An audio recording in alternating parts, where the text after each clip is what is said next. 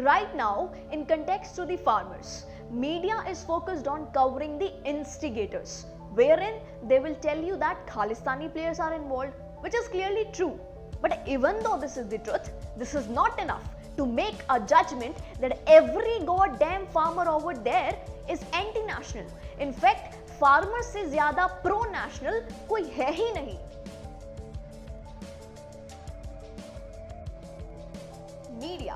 Media is considered as fourth pillar of a country, whereas protests are considered as heartbeat of any democracy. So today in this video, we are going to talk about role of media in the selective coverage of these protests. So something which we need to understand is that how actually media is manipulating our thoughts and distributing propaganda.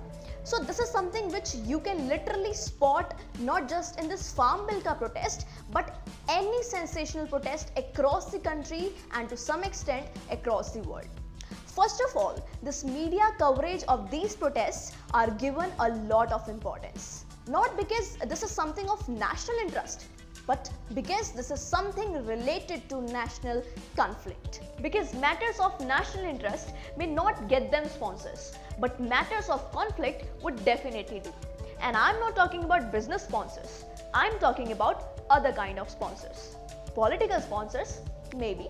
So the job of these so-called media houses is to design a coverage in such a way that they will use your stereotypes to manipulate you to think what they want you to think. So the very finest example of this is farmers' protest. What nobody would tell you about these protests is that every single protest is bound to have specific kind of players, and if you look carefully, you would be able to observe these players in every protest. That is like a national sensation. So there can be four kind of protesters. First, opposition party. Second, the instigators. Third, innocent protesters. Fourth, the real protesters. First, opposition party. That is what अगर BJP ruling है तो Congress will protest, और अगर Congress ruling है तो BJP will protest. Second, instigators.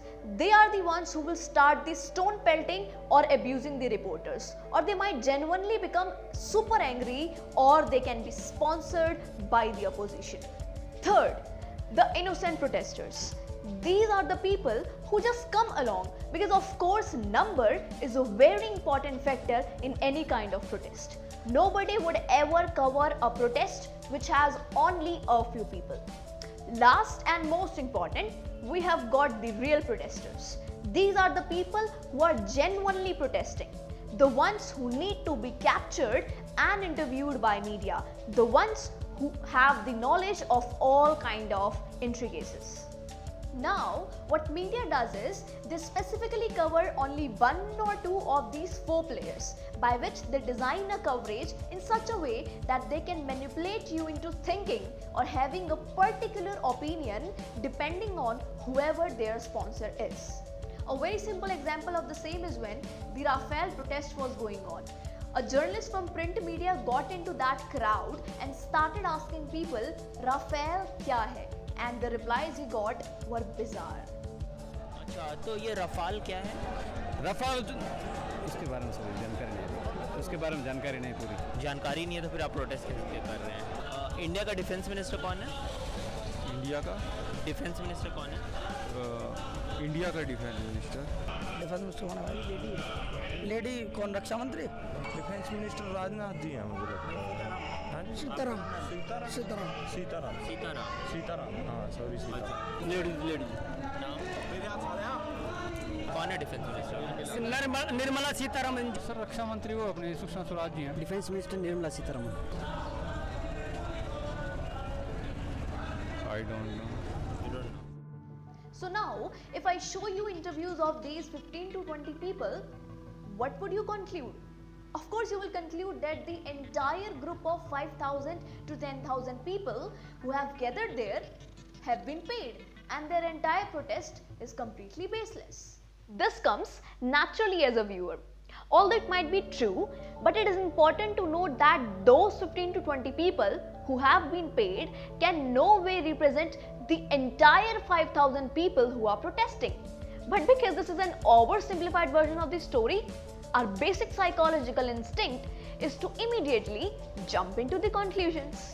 Right now, in context to the farmers, media is focused on covering the instigators, wherein they will tell you that Khalistani players are involved, which is clearly true. But even though this is the truth, this is not enough to make a judgment that every goddamn farmer over there is anti-national. In fact, farmers से ज़्यादा pro-national कोई है ही नहीं. By selectively showing you these footages of politicians and Khalistani videos, eventually they will build a narrative to say that everything is scripted. So the point is, unfortunately, all of us are being shown only the tip of the iceberg. You will hardly ever see these media houses put an explainer video like Abhi and New, which will actually explain what these farm bills are all about.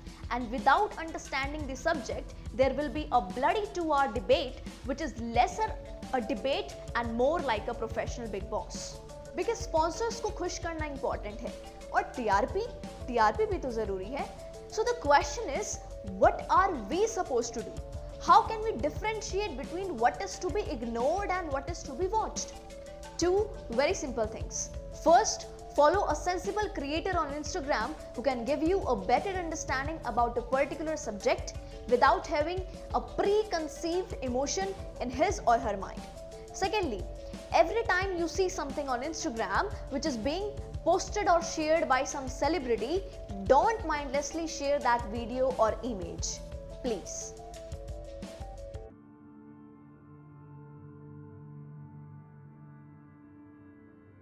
Hope you liked our video.